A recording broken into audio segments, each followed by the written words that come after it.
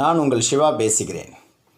வாங்க இந்த ஆண்டு 2025ஆம் ஆண்டு ரிஷபராசி அன்பர்களுக்கு என்ன மாதிரி பலன்களை எல்லாம் தரப்போகிறது என்று பார்ப்போம்.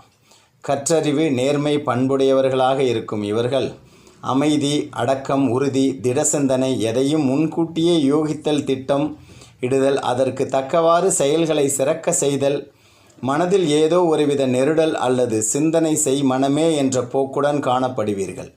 வாக்குஸ்தானம், குடும்பஸ்தானம், தனஸ்தானம் எனப்படும் உங்களின் ராசி 2இல் இயற்கை சுபரும் தனகாரகனும் அமர்ந்து உங்களுக்கு பக்கபலமாய் திகழ்கிறார். தனவரவு பல வழிகளில் தாராளமாய் அமைந்தாலும் சுப செலவுகளும் அத்தியாவசிய செலவுகளும் கட்டுப்படுத்த இயலாமல்